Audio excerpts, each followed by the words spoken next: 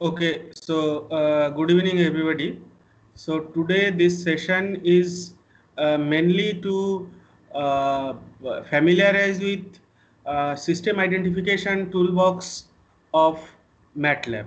Normally, for a Sir, control you are system, muted. huh?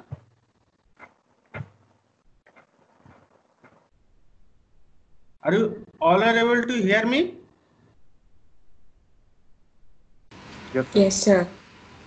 Yes, sir. So, for a control system, normally the real-time data which we are obtaining, normally we will get capture that is time domain data. Okay. So, sometime when you need a very tight control over the output, your open loop system may not uh, cater the requirements because the dynamical change if you need at the output that cannot be performed properly if your system is open loop. So that time you need to go for the closed loop system. So for that closed loop system, the classical method is you have to take a feedback from the output and then that will be compared with your reference signal which will generate the error signal. That error signal is should be dynamically compensated and to generate the excitation to the system so that the output always maintained at desired level. So normally conventionally we used to keep that compensator as a PID regulator, PI regulator or PD regulator, whatever may be based on the requirement. But the problem is, again, when you are introducing a compensator, it having its own transfer function. So the cascaded system, normally the transfer function will be multiplied and the order of the system will incrementally increase. Okay. So as you know, the higher order effect will may make the system unstable. So to get the desired high performance dynamic response, always you need to identify the system, the open loop transfer function, as well as you should do a fair approximation by reducing the order of the system. So these are a very tricky thing to for a control engineer. How to say third order system? How I will optimize to first order? Where I will keep the pole because there will be no zero. So how to compensate those changes? So these are the analytical method. Several analytical methods are there, uh, but as the ready-made tools are available commercially today in the market, so we will try to use that. So normally the electrical group who are working for the development of a control system for vector control of asynchronous induction machine, where the machine is operated in an isolated manner. Let us try to understand what is that decoupled or isolated control. Normally, if you take a internal combustion engine like your bike or car or whatever maybe, those are the geared system. So as we know, the power is basically the product of product of torque and RPM. So if you need to increase your torque, definitely your gear should be come down because your shaft speed should be reduced to elevate the torque. And if you want to increase your speed, so your torque will come down eventually. But some applications are there which need the torque and the RPM control should be done in an individual manner. So that time you have to segregate the inputs for which are responsible for torque and RPM. But in an induction machine, mainly asynchronous squirrel cage induction machine, the torque and RPM, those are because it's a real world parameter, so those are tightly coupled. So when this kind of control are concerned, so if you take the statistics of early 90s, the separately excited DC motors were dominating the field of speed control, where the armature current and the field current can be controlled through two galvanically isolated circuit.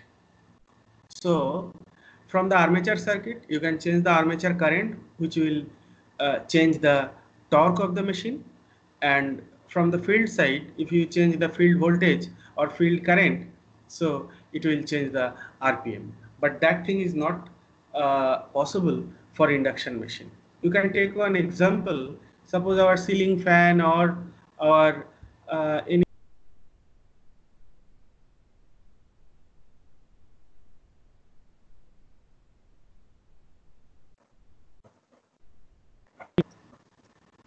uh, which we are using. So those say for a certain instance it's taking 2 ampere of current. So that current 2 ampere, because our terminal voltage is fixed, our domestic power supply is 230 volt RMS. So if the for a certain instance, if it is say drawing 2 ampere current, now the energy from electrical domain, it is converting to mechanical domain in terms of torque and RPM. Now if I ask, can you tell me from that 2 ampere how much ampere is responsible for the torque production and how much is responsible for the flux production? This is simple way it cannot be uh, estimated. Okay, so for this kind of, when you are making an analogy of a separately excited DC machine applicable to asynchronous squirrel cage induction machine, you need to identify the system transfer function, open loop system transfer function, to tune the compensators. If you see the structure of the control system, there will be three main control loop. One is flux loop, another is torque loop, and another is one is flux, torque, and speed loop. And you know the speed loops are most sluggish loop. The natural frequency is 1 hertz. The flux loop is slightly higher, it is of 10 hertz, and the torque loop is the fastest loop, where the natural frequency of the system means of the loop is of 100 hertz. Now you can assume the three system we have to couple together, whose natural frequency are in different are of different value. Definitely those will be of different phase plane also. So to do all these things, we have to predict the uh, open loop transfer function, okay, by capturing the transient of the system. So for that, today Mayank will be presenting. This is basically the purpose. The purpose of this knowing that system identification toolbox is that, or you can tell when you will be working in practical field, still when I need to tune any system in my plant, so what I will do, using some high speed, high sampling frequency data logger, I will capture a set of value by giving some intentional perturbation to the input to capture the transient. because to capture the transient will play a major role to identify the system. Means what I am trying to tell. Say right now I am very fresh mood. I came from office. I have taken dinner. I am in relaxed mood. So you are thinking, okay, sir is very nice man. It is natural for any process. You will feel the process is very nice when it is in relaxed or steady state. But when some transient will occur, how to handle that will matter a lot. Okay. So you have to capture that things also in the system transfer function. So for that, rather than giving any steady input or excitation to the system, to make the proper transfer function including the steady state and the transient response, always better to give some perturbation. Normally if you know when you are solving a differential equation, there will be two part, particular integral and the complementary function. So you see, when you are finding the complementary function, basically you are making the right hand side of the auxiliary equation 0. That means you are removing the excitation. That means it is in steady state. So always the complementary function part, it will provide the steady state solution of the control system. But when you are finding the particular integral, you are including the excitation. So that will give you the transient response. So overall, when you will be adding both, you will be getting the instantaneous response or instantaneous output of the system. So likewise, to predict the system transfer function also, you have to consider steady state as well as the transient response. So for that, always better as in input, you keep some fixed DC bias and you fluctuate the reference value over and below the DC bias. So it is a known perturbation, and like this way you can capture input and output and you can analyze it. Now another thing, when you are setting the value of the constant of compensators like Kp, Ki or Kd, all these value, because those are the fixed value. So when I am working with the fixed value, it's not dynamic. So you need to linearize the system. Unless otherwise you can linearize the system over its entire operating range, you cannot set the compensator constants. That also one requirement. So all these things together, you need to definitely identify and to linearize the system. So here today what we are going to do, we will be generating some time domain data. That data will be importing to MATLAB workspace, and using that data we will be estimating the system transfer function.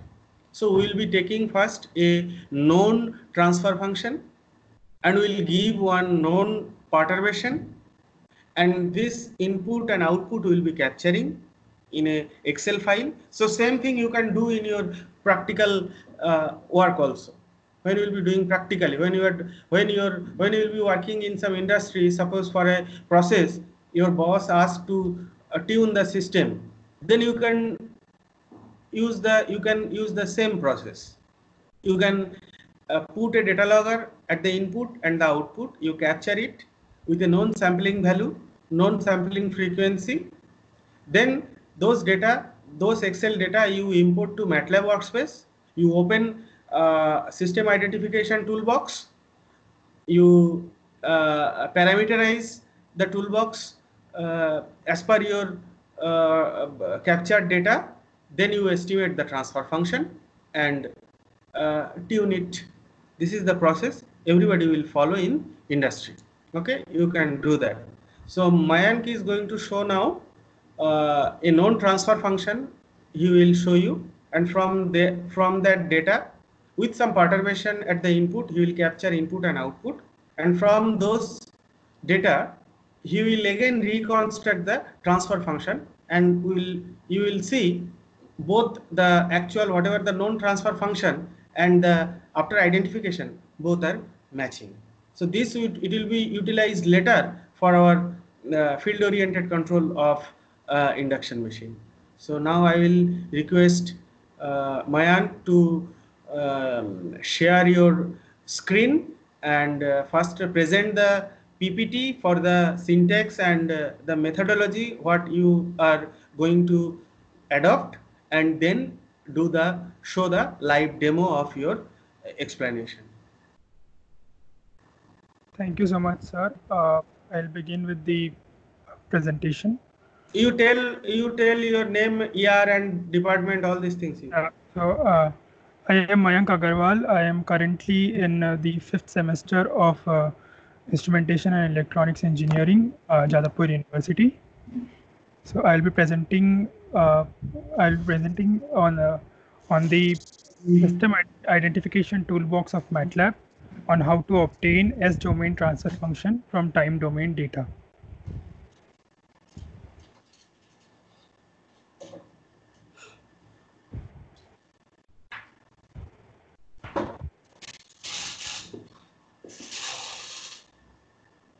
So is my screen visible?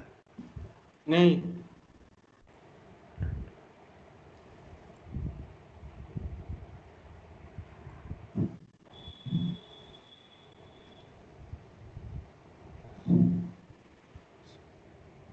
So is the screen visible?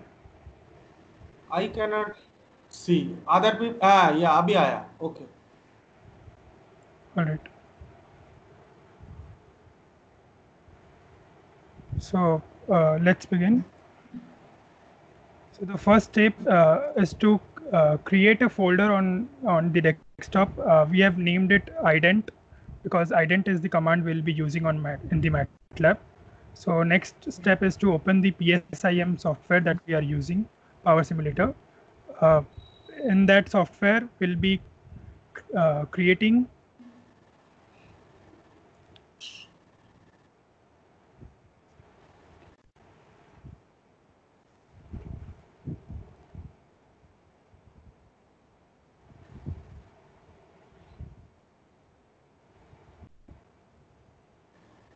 What happened?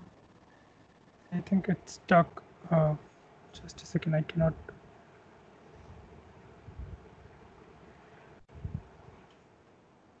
Come to left bottom corner. Yeah. Either. Yes. Yeah, so the next step is to create the model. So here we have basically created a simple model of S-domain transfer function where we have taken a S-domain transfer function model block, and then we have taken a AC source. We have connected it to the ground and to the input and output. We have taken two voltage probes. We have named them input and output. And then for the simulation, we have set the following parameters. For the voltage source, we have taken the peak amplitude of 0.2 volts. The frequency is 50 hertz, and the DC offset value is 0.8 volts. And then for the simulation control, we have taken a total time of 0.1 seconds. Next, the next step is to run the simulation. Once we run the simulation, this is the kind of plot that we can see. Now, the plot that we have received, we'll save it as a CSV file for the Excel. We'll go to the file option here, and then we'll save it in the Excel database. The next step will be to open the MATLAB, and we will also open our ident folder where we have pasted the previously saved where we have previously saved the database. From there, we will copy the location of the ident folder, and then we'll paste it in the current folder section of the MATLAB. Then we can see these three files that are basically there: the PSIM file and the Excel file. From there, we will then type in the commands, that is d is equal to xls read, the name of the CSV file. Then we'll press enter, and then we can see a workspace variable d. Similarly, we'll also do it for the in and out variables. we have in our Excel file, we will see that the in variable is in column 2 and out variable is in column 3. So similarly, we'll execute the command and then we can see the variables in the workspace. The next step will be to type the command ident and click enter. So once we have done this, dialog box will appear, which is the system identification tool. Now here there is an option that is the import data drop down menu. We'll click on that and then we'll select the time domain signals. Once we select the time domain signals, time domain data, another dialog box will appear, that is the import data dialog box, which is similar to like something like this. In that dialog box, we'll enter the input variable as in, which we have taken previously, the output variable as out, and the starting time and the sampling interval time, which is which is e to the power minus 5, that is 10 to the power minus 5 seconds for both. And then we'll click import. Next, we can see that there is a plot in the my data section, and then we'll go to estimate in the same previous window and click on transfer function model. Once we click the transfer function model, something like this will appear. Then we know that the transfer function that we took was a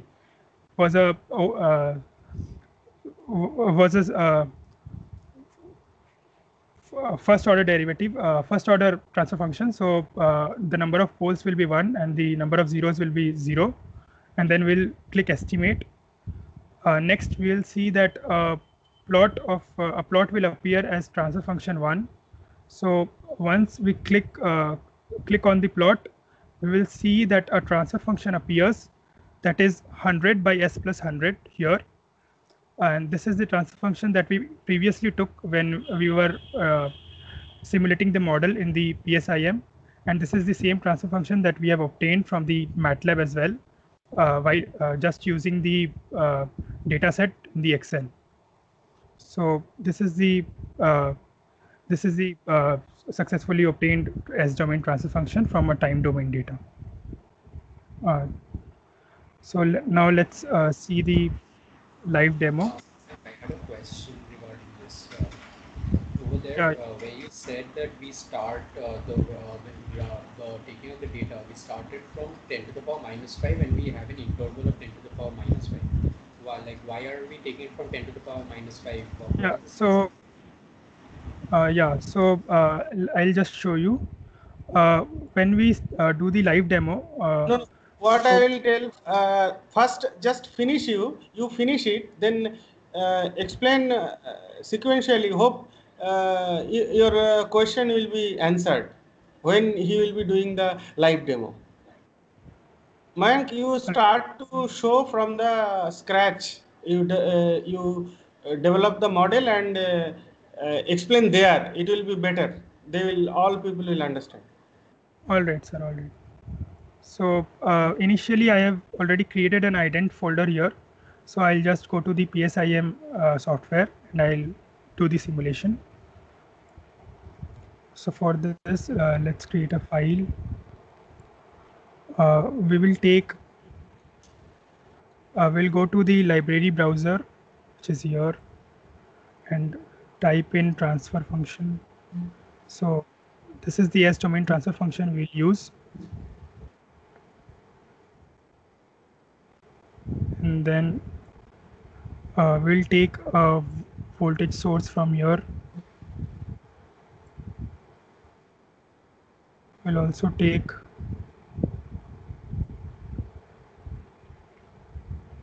a ground.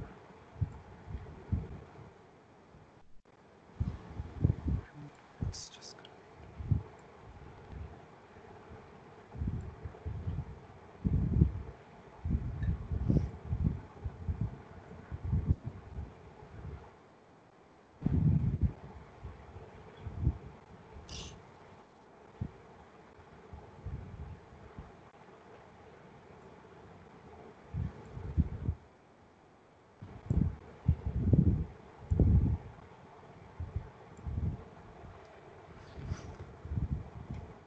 After this, we'll set the values of the parameters. So our peak amplitude was, let's just take a look. So it was 0.2 volts and 50 hertz. So 0.2 volts, 50 hertz, and our DC offset was 0.8.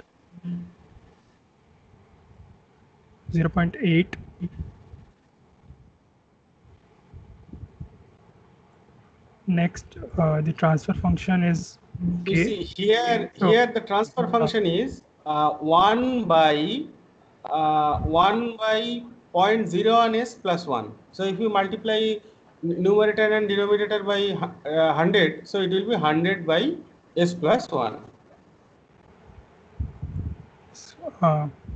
Yeah, so next we'll rename these as input and output.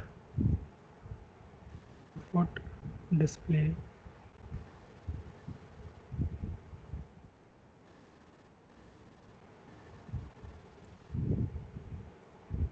Then we'll do the simulation.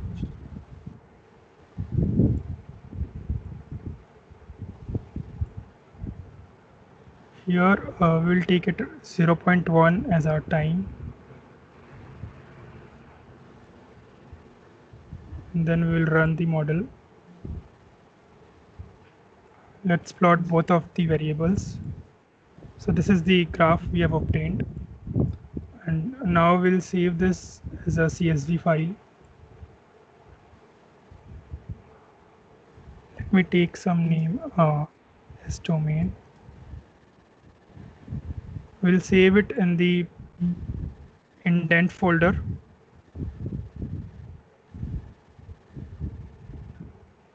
After this, let's close it and open MATLAB. So So that now, whether you save it as For- CSV format. oh yeah, I'm really sorry.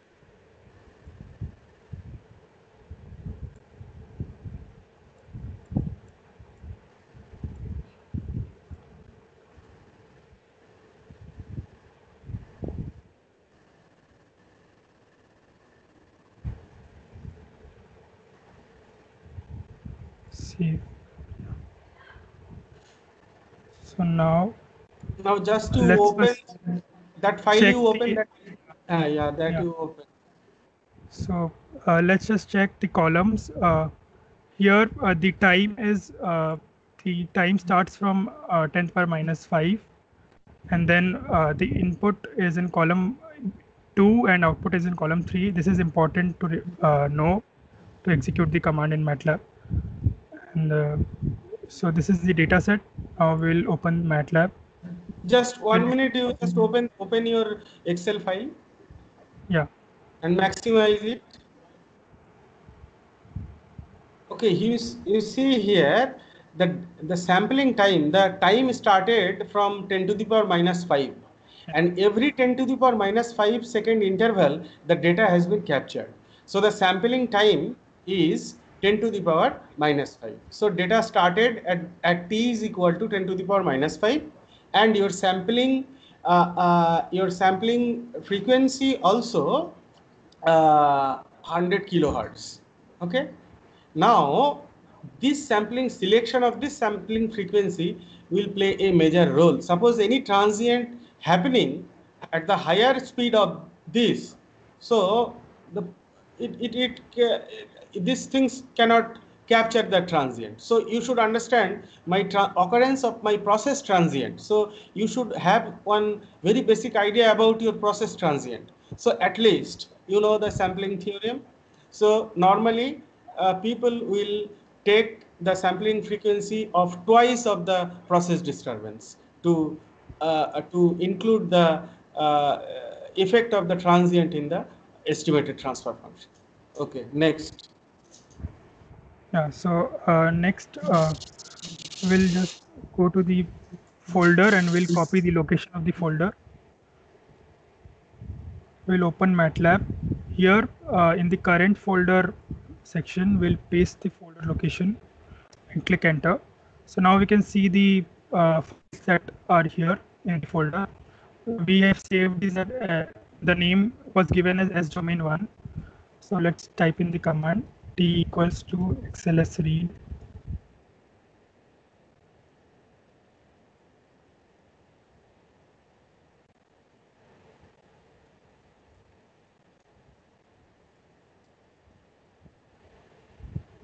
So once we click enter, we'll see a variable in the workspace.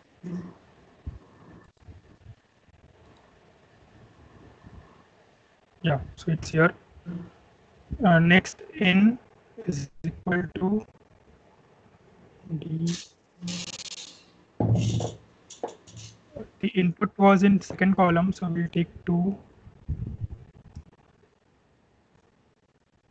And is here out.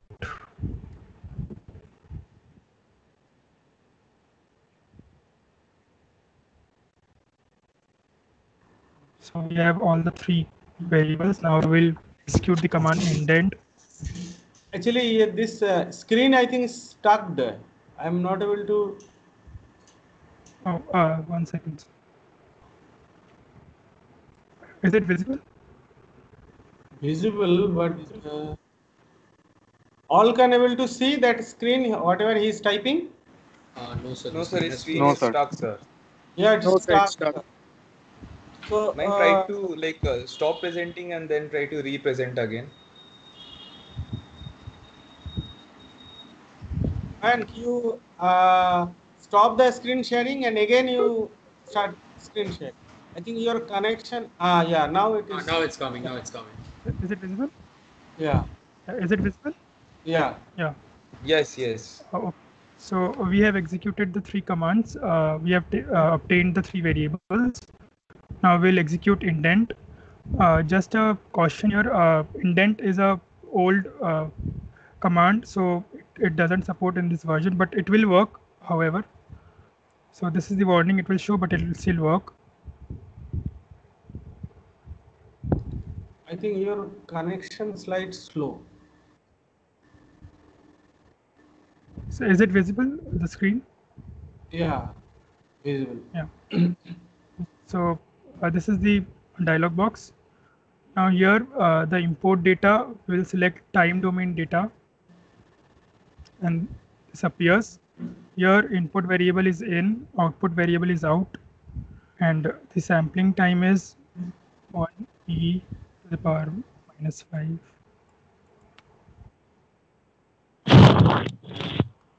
Now we click import.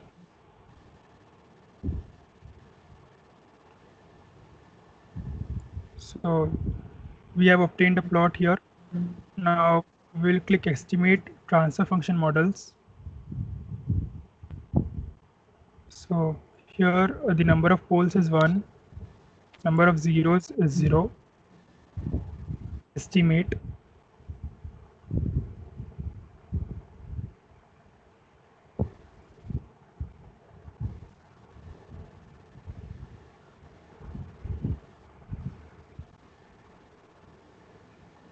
So yeah, we have obtained the transfer function plot. Now we'll just click on that. So here is the transfer function obtained, 100 by s plus 100. So this was the transfer function that we used in the PSIM simulation, and this is the one we have obtained in MATLAB. So any questions or anything regarding the presentation or? So here basically what he has shown, the first PSIM simulation, whatever he shown, that is to, because we don't have the real world practical data set. So we used to generate the data set.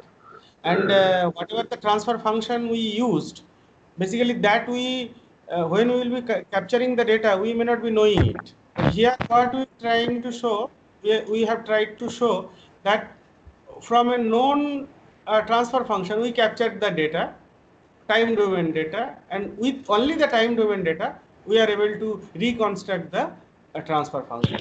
So this is the thing. So in practical field, we will be doing the same thing.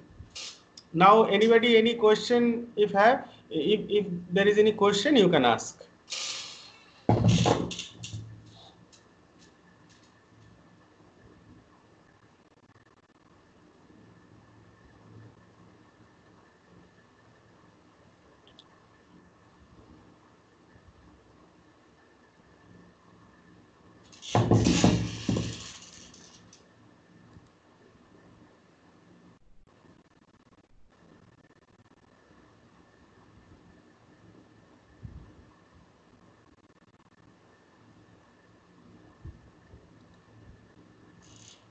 So basically, after this, we will be starting the flux, torque, and the speed loop estimation process. So before that, you have to understand the machine dynamics.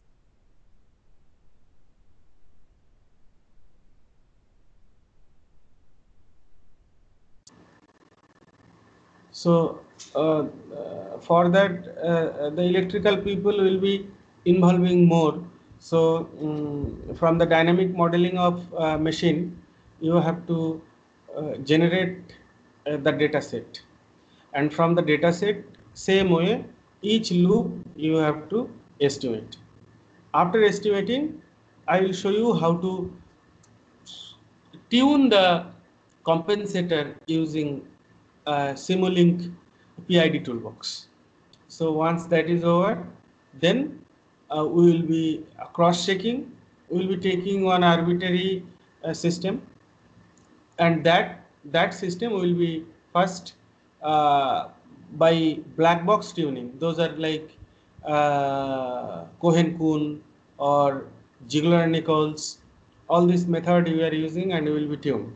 And from that, we will be going back same way to estimate the transfer function, and then we will incorporate the PID toolbox of Simulink, and we will be tuning it, and both the performance we will be comparing that it is okay. Then it will be benchmarked, means whatever we have done, whether it is applicable, perfectly working or not, that will be compared.